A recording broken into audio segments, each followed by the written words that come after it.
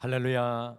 우리 찬송가 25장, 찬송 25장 같이 찬송하면서 오늘도 이 하루를 기도로 깨우며 우리 주님 앞에 함께 나아가겠습니다. 찬송가 25장, 찬송 25장입니다. 찬송가 25장입니다. 찬송 25장입니다. 면류관 벗어서 주 앞에 드리세. 저 천사 기쁜 노래가 온 땅에 퍼지네. 내 혼아 깨어서 주 찬송하여라. 온 백성 죄를 속하신 만왕의 왕일세. 면류관 벗어서 주 앞에 드리세. 그 손과 몸의 상처가 영광 중 빛나네. 하늘의 천사도 그 영광 보고서 고난의 신비 알고자 늘 흠모하도다. 면류관 벗어서 주 앞에 드리세. 온 세상 전쟁 그치고 참 평화 오겠네. 주 보좌 앞에서 온 백성 엎드려 그 한량 없는 영광을 늘 찬송합니다. 아멘. 우리 다 같이 기도하시겠습니다. 하나님, 오늘도 우리의 인생의 면류관을 주님의 발 앞에 벗고 왕 대신 우리 하나님을 믿음으로 고백하며 우리의 인생의 주인 된 자리에서 내려와 청지기의 자리에 서며 내가 주도하는 인생이 아니라 주님이 앞서가시는 인생의 자리에 다시 한번 서게 도와주시옵소서. 그리하여 우리의 보는 것과 판단하는 것과 말하는 것과 생각하는 것, 우리의 꿈꾸는 것과 계획하는 것이 주님의 마음에 합한 인생이 되게 주여 인도하여 주시옵소서. 주님, 특별히 2026년을 시작하는 이 첫 발걸음에 서 있습니다.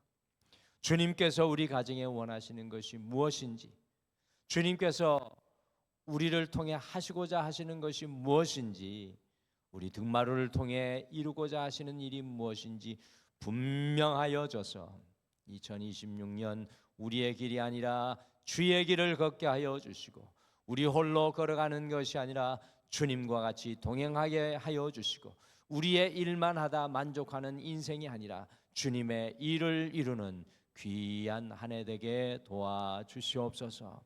오늘 이 하루도 주님께 맡기며 시작합니다. 앞서가 주실 줄 믿고 예수님의 이름으로 기도드리옵나이다. 아멘. 우리 하나님의 말씀은 창세기 10장 말씀입니다. 창세기 10장 1절에서 32절. 이름들이 많이 나오는데 우리 같이 차근차근 읽으면서 함께 창세기 10장 1절에서 32절 같이 우리 한 목소리로 읽겠습니다. 같이 읽겠습니다. 시작. 노아의 아들 셈과 함과 야벳의 족보는 이러하니라. 홍수 후에 그들이 아들들을 낳았으니 야벳의 아들은 고멜과 마곡과 마대와 야왕과 두발과 메섹과 디라스요. 고멜의 아들은 아스그나스와 리밧과 도갈마요. 야완의 아들은 엘리사와 달시스와 기띔과 도다님이라. 이들로부터 여러 나라 백성으로 나뉘어서 각기 언어와 종족과 나라대로 바닷가의 땅에 머물렀더라. 함의 아들은 구스와 미스라임과 붓과 가나안이요. 구스의 아들은 스바와 하윌라와 삽다와 라마와 삽드가요. 라마의 아들은 스바와 드단이며 구스가 또 니므롯을 낳았으니 그는 세상의 첫 용사라. 그가 여호와 앞에서 용감한 사냥꾼이 되었으므로 속담에 이르기를 아무는 여호와 앞에 니므롯같이 용감한 사냥꾼이로다 하더라.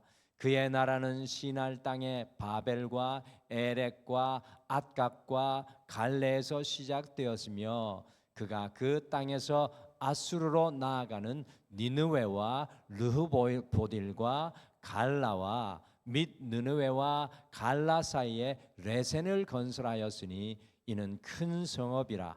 미스라임은 루딤과 아나밈과 르하빔과 납두힘과 바두루심과 가슬루힘과 갑도림을 낳았더라. 가슬루힘에게서 블레셋이 나왔더라. 가나안은 장자 시돈과 헷을 낳고 또 여부수 족속과 아모리 족속과 기르가스 족속과 히위 족속과 알가 족속과 신 족속과 아르왓 족속과 스말 족속과 하맛 족속을 낳았더니 이후로 가나안 자손의 족속이 흩어져 나아갔더라. 가나안의 경계는 시돈에서부터 그라를 지나 가사까지와 소돔과 고모라와 아드마와 스보임을 지나 라사까지였더라. 이들은 함의 자손이라 각기 족속과 언어와 지방과 나라대로였더라. 셈은 에벨 온 자손의 조상이요 야벳의 형이라. 그에게도 자녀가 출생하였으니 셈의 아들은 엘람과 아수르와 아르박삭과 룩과 아람이요 아람의 아들은 우수와 훌과 게델과 마스며 아르박삭은 셀라를 낳고 셀라는 에벨을 낳았으며 에벨은 두 아들을 낳고 하나의 이름은 벨렉이라 하였으니 그때 세상이 나뉘었으며 벨렉의 아우의 이름은 욕단이며 욕단은 알모닥과 셀렙과 하살마웻과 예라와 하도람과 우살과 디글라와 오발과 아비마엘과 스바와 오빌과 하윌라와 요밥을 낳았으니 이들은 다 욕단의 아들이며 그들이 거주하는 곳은 메사에서부터 스발로 가는 길의 동쪽 산이었더라. 이들은 셈의 자손이니 그 족속과 언어와 지방과 나라대로였더라. 이들은 그 백성들의 족보에 따르면 노아 자손의 조속들이요 홍수 후에 이들에게서 그 땅의 백성들이 나뉘었더라. 아멘. 이 낯선 이 이름들을 읽고 또 이렇게 같이 하나님의 말씀을 보는 것만도 참 좋은 것 같습니다. 그리고 또 좋은 훈련이고 또 우리를 육신적으로도 건강하게 하는 읽기인 것 같습니다. 오늘 함께 읽으신 이 창세기 10장은 이 홍수 심판 이후에 노아의 세 아들이 온 세상으로 퍼져 나가는 것을 보여주는 말씀이 되겠습니다. 노아의 세 아들인 셈과 함과 야벳이 어떻게 세상으로 퍼져 나가서 나라를 이루는지를 노아의 세 아들의 족보를 통해서 우리에게 보여주고 있습니다. 사실 창세기 10장과 같이 사람의 이름만 쭉 일풍나연되는 것을 읽고 이 묵상하는 것이 평신도에게는 참 힘들 것 같습니다. 목회자인 저에게도 사실은 창세기 10장과 같은 말씀을 설교로 우리 성도님들과 나누어야 된다라는 그 생각을 하면 되게 부담이 되는 말씀이에요. 이 말씀을 가지고 어떻게 이 우리의 삶과 연관을 시킬까? 또 이것을 통해 들려오는 말씀은 뭘까? 참 힘든 말씀이 창세기 10장 말씀인데 그럼에도 불구하고 여전히 이 족보만 기록된 이 말씀이 우리와 관계가 있고 우리의 삶과 유효한 말씀입니다. 같이 창세기 10장 32절 말씀 함께 읽으실까요? 노아 족보의 요약되는 글입니다. 같이 읽겠습니다. 시작. 이들은 그 백성들의 족보에 따르면 노아 자손의 족속들이요 홍수 후에 이들에게서 그 땅의 백성이 나뉘었더라. 창세기 10장은 홍수로 모든 생명이 멸망을 하고 다시 하나님께서 세상을 시작하시는 장면으로 노아의 세 아들들을 통해서 세상의 백성들이 나뉘어지고 있는 장면입니다. 그래서 창세기 10장 1절부터 5절까지는 야벳 자손의 족보로 야벳에게서 14개의 나라가 세워지는 것을 볼 수가 있습니다. 그리고 창세기 10장 6절에서 20절까지는 함 자손의 족보로 함에게서부터 이 30개 나라로 퍼져나갑니다. 그리고 창세기 10장 21절부터 31절까지는 셈 자손의 족보로 셈 자손에서부터 26개 나라로 이렇게 세워지는데 그러면 모두 다 도합 몇 나라일까요? 야벳 자손 14개 나라, 그리고 함 자손 30개 나라, 그리고 이 셈 자손 26개 나라면 도합 몇 나라입니까? 모두 다 70개의 나라가 창세기 10장에 세워지고 있습니다. 제 생각에는 물론 70개 나라보다 더 세워졌겠지만 성경에서 7은 완전수를 의미하는 것으로 7이 10번 반복되어서 이 70개의 나라가 세워졌다는 것, 70개 이 7이 10번 반복되어서 70개 나라가 세워졌다는 것은 열이 7번 반복되어서 70이 세워졌다는 것은 이 9장의 하나님의 말씀대로 이 노아의 가족이 온 세상 사람들과 나라들로 세상을 온전히 충만하겠다라는 그런 의미가 창세기 10장의 의미가 되겠습니다. 그런데 우리가 이 말씀을 가만히 생각해 보면 노아의 세 아들 누굽니까? 셈과 함과 야벳이 그 무시무시한 홍수 심판으로 극적으로 다 구원을 받게 되지 않았습니까? 그리고 새로운 나라를 시작하는 주역으로 사용되었는데 안타깝게도 모두 다 하나님이 사용하시는 통로는 되지 못했다는 사실입니다. 창세기 10장의 노아의 족보가 온 세상으로 나라와 사람들이 흩어져 성장하는 것을 보여주고 있지만 이 세상이 나뉘어지는 것을 보여주고 있지만 그 뒤에는 하나님께서 사용하시는 나라와 사람들이 누구인지 사실은 더 분명하게 보여주는 것이 창세기 10장의 출발점입니다. 그래서 오늘은 우리가 창세기 10장의 노아의 세 아들인 셈과 함과 야벳을 통해서 우리가 어떤 통로가 될 것인가, 어떤 통로가 될 것이란가라는 제목으로 어떻게 노아의 세 아들이 각기 다른 길을 걸어갔는지 우리가 살펴보면서 우리가 하나님 앞에 구원받았을지라도 우리가 하나님 앞에 신앙의 길을 걸어간다고 할지라도 어떤 통로가 되는지가 중요하다는 사실, 오늘 내가 구원받은 것도 중요하지만 앞으로 우리가 주님 앞에 어떤 통로로 세워질 것인가, 이것이 참 중요한 것을 이 노아의 세 아들을 통해서 함께 살펴보시면서 우리가 함께 깨닫는 시간이 되기를 원합니다. 오늘 말씀해 보니까 함은 하나님께 반역하는 길을 걷게 되는 나라가 되었습니다. 이 함은 하나님께 반역하는 길을 걷게 되는 나라가 되었습니다. 함의 후손들은 어디에 정착하는 나라가 되고 어떤 민족이 되어 퍼져나가고 있습니까? 같이 창세기 10장 19절에서 20절 말씀 같이 읽겠습니다. 시작. 가나안의 경계는 시돈에서부터 그라를 지나 가사까지와 소돔과 고모라와 아드마와 스보임을 지나 라사까지였더라. 이들은 함의 자손이라 각기 족속과 언어와 지방과 나라대로였더라. 야, 뭐 이 그 이름만을 가지고는 이 함의 나라가 어디에 위치했는지 평신도 분들이 알기는 불가능합니다. 이 함의 자손들은 우리가 지구를 놓고 봤을 때 위치적으로 지구의 남반부인 오늘날의 아프리카와 남아라비아 지역에 정착하여 퍼져나가는 나라가 함의 나라가 됩니다. 이 함은 덥다라는 뜻을 가지고 있습니다. 그러니까 그 아프리카 이쪽 지역에 주로 정착한 민족이 되는 것인데요.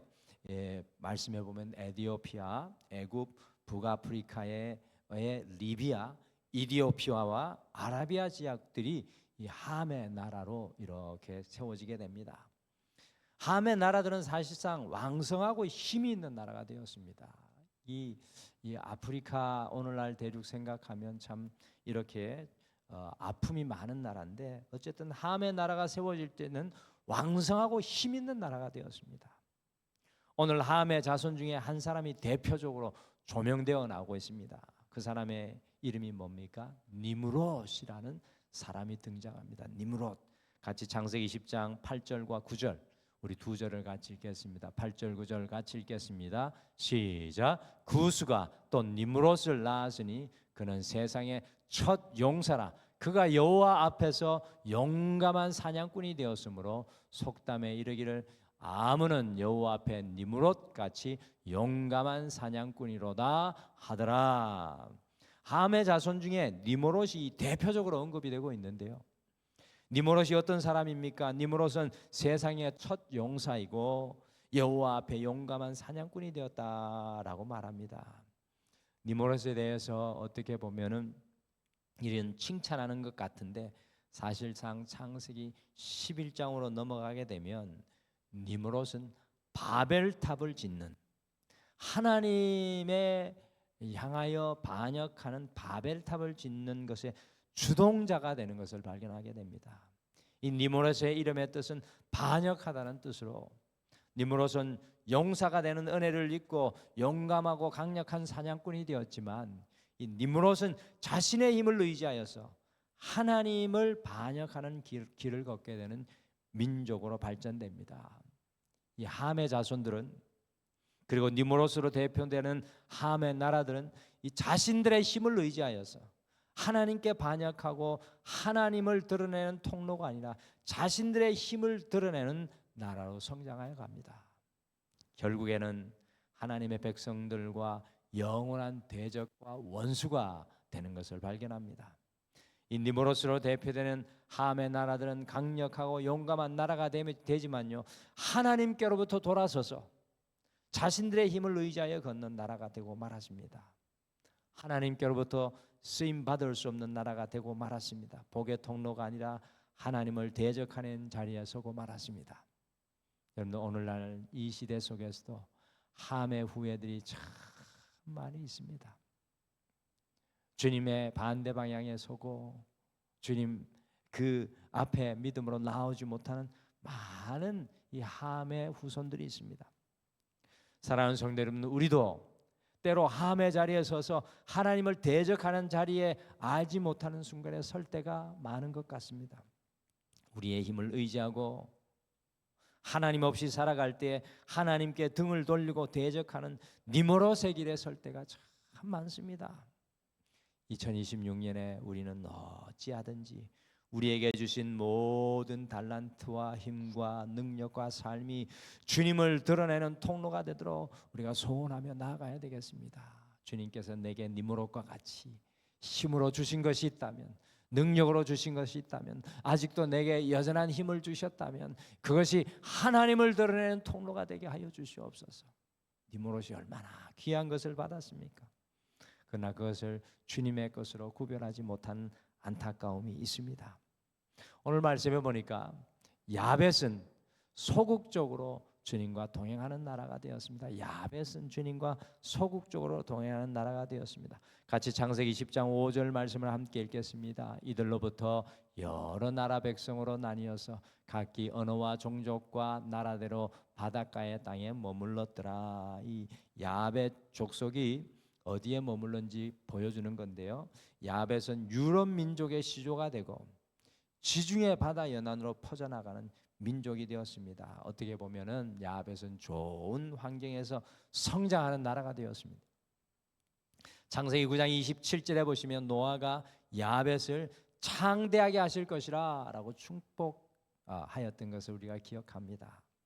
야벳은 좋은 환경과 지역과 장소에서 나라를 이루어 창대한 나라가 되었습니다. 그런데 야벳은 함과 같이 주님께 반역하지는 않았지만 그의 형인 셈의 그림자 밑에서, 셈의 그림자 아래에서 주님과 소극적으로 동행하는 나라가 되었습니다. 적극적으로 주님을 따르지 못하는 것을 봅니다. 형의 그림자 아래에서 보일 듯 말 듯 하게 주님과 동행합니다. 오늘날 많은 성도님들이 야벳과 같은 신앙생활을 하고 있지는 않은지 모르겠습니다. 주님을 적극적으로 믿음으로 지난주의 말씀과 같이 불가능에 순종하고 도전하는 신앙이 아니라 그냥 우리가 오늘에 만족하면서 보일 듯 말 듯 간신히 숨만 쉬고 눈만 뜨고 살아가는 성도들이 많다는 것입니다. 소극적으로 주님과 동행하는 것이 주님께 반대하는 함의 자손 곧 니므롯보다 나은 것 같지만 소극적으로 주님과 동행하면 주님의 어떤 은혜도 온전히 누릴 수가 없습니다. 여러분, 우리 한국 하면 어떤 신앙입니까? 우리 한국의 예전에 부모님들의 세대의 신앙, 또 이 자리에 앉아 계신 우리 성도님들의 연배의 신앙은, 우리 한국은 뜨거운 신앙입니다.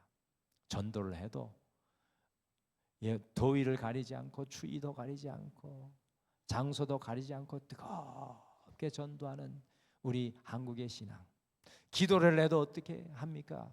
소나무 뿌리를 뽑을 만큼 기도하고, 예배를 드려도 어떻게 예배를 드립니까? 내 인생 전부를 다해 예배하는 그런 적극적인 신앙, 뜨거운 신앙, 살아있는 신앙인데 지금 한국 교회들의 신앙이 소극적으로 변해가고 있는 것을 봅니다. 수요 예배도 또 새벽 예배도 이제 모두 시들해져 가는 때가 되어버리는 것 같습니다. 오늘 이 야벳을 보면서 우리가 안타까움의 마음을 가져야 됩니다. 야벳은 좋은 환경, 좋은 자리, 좋은 것을 허락해 주셨는데, 하나님의 놀라운 은혜의 통로로 사용될 수 있는데, 이 소극적인 자리에 서니까 하나님의 은혜를 아무것도 누리지 못하고 그냥 숨만 쉬고 있다는 것입니다.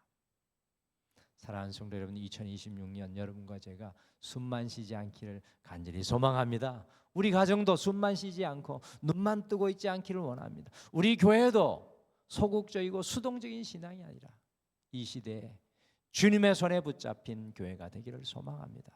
오늘 기도할 때 우리 자녀들도 마찬가지입니다. 주님 믿는 둥 마는 둥이 아니라 주님의 손에 붙들리게 하여 주시옵소서. 주님의 놀라운 은혜를 누리게 하여 주시옵소서. 이 야벳이 참 안타깝습니다. 여러분들, 우리가 소아시아 7교회 이야기할 때 미지근한 신앙을 가졌던 라오디게아 교회를 어떻게 하신다고 하셨습니까? 내가 너희를 입에서 토하여 내리라고 말씀합니다. 소극적인 신앙의 자리에서 다시 뜨거운 믿음의 자리로 주님 앞에 2026년을 서기를 결단하는 여러분과 제가 되기를 간절히 소망합니다.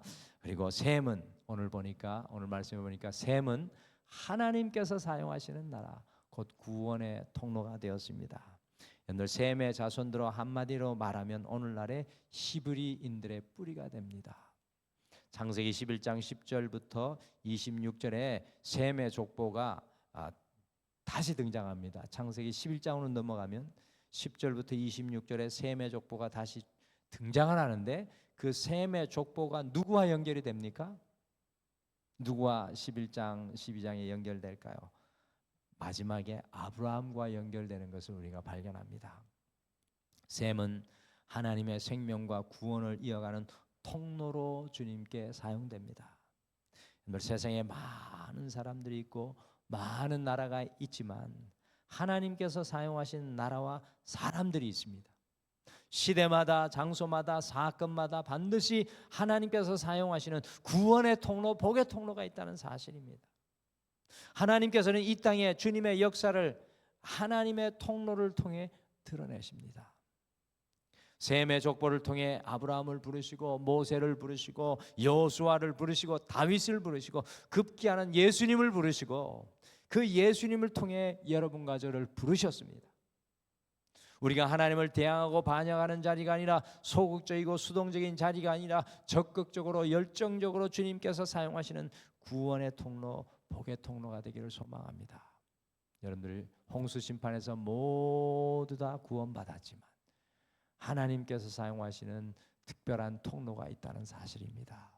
제가 그래서 여러분과 제가 우리가 2026년 복의 통로가 되게 하소서라는 이 주제를 가지고 2026년 출발을 했는데 우리가 끊임없이 주님, 우리 가정과 우리의 삶과 우리 교회가 주님의 복의 통로, 주님 사용하시는 통로가 되게 하여 주시옵소서.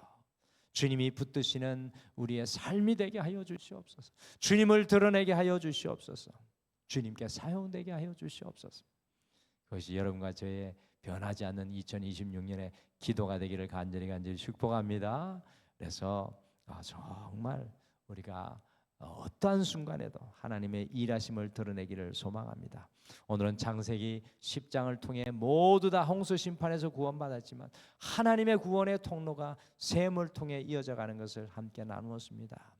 오늘 이 하루 우리가 어떤 자리에 서든지 주님을 드러내며 증거하는 구원의 통로가 되시기를 소망하는 여러분과 제가 되시기를 간절히 축복합니다. 우리 다 같이 기도하겠습니다. 하나님, 이 땅에 살아갈 때 우리 모두가 노아의 세 아들과 같이 구원받은 인생이지만 주여 하나님의 뜻도 알지 못하고 하나님을 알지 못하는 원함도 알지 못하는 함의 자손 니므롯으로 대표되는 그와 같은 삶의 길에 있지 않게 도와주시옵소서. 야벳과 같이 하나님 앞에 서 있다고 하지만 소극적으로 수동적으로 우리가 서 있지 않게 도와주시옵소서. 셈과 같이 적극적으로 하나님께 사용되는, 하나님께 쓰임받는 하나님의 역사가 흘러가게 하는 그 인생의 자리에 설 수 있도록 여호와여 우리를 사용하여 주시고 붙들어 주시옵소서. 2026년 등마루의 표와 같이 주님의 복의 통로로 온전히 세워지게 도와주시옵소서. 오늘도 우리 사랑하는 성도님들 함께 기도하실 때 그 기도와 고백과 선포 위에 여호와께서 함께하여 주시고 하나님의 놀라운 은혜가 2026년에 우리의 가정 속에, 우리의 자녀들 속에, 우리의 직장과 사업 속에, 우리의 모든 문제와 아픔 위에 함께하여 주시옵소서. 모든 것 주님 앞에 맡기며 예수님의 이름으로 기도드리옵나이다. 아멘. 하늘에 계신 우리 아버지여, 이름이 거룩히 여김을 받으시오며 나라가 임하시오며 뜻이 하늘에서 이루어진 것 같이 땅에서도 이루어지이다. 오늘 우리에게 일용할 양식을 주시옵고 우리가 우리에게 죄 지은 자를 사하여 준 것 같이 우리 죄를 사하여 주시옵고 우리를 시험에 들게 하지 마시옵고 다만 악에서 구하시옵소서. 나라와 권세와 영광이 아버지께 영원히 있사옵나이다. 아멘. 오늘 이 아침에 함께 기도하실 때 첫 번째로 교만하여 자고하여 하나님께 등을 돌리는 자리에 서지 않게 하시고 소극적인 신앙에서 적극적인 신앙의 자리로 나아가게 하옵소서라고 함께 우리 자신과 우리가 기도해야 될 사람들 위해 기도하겠습니다. 두 번째, 오늘 이 시대에 찾으시는 주님의 그 한 사람이 될 수 있도록 우리를 깨워주시옵소서. 주님 깨워주시옵소서. 우리 같이 기도하며 오늘도 이 하루를 시작하겠습니다. 우리 다 같이 기도하겠습니다. 아버지.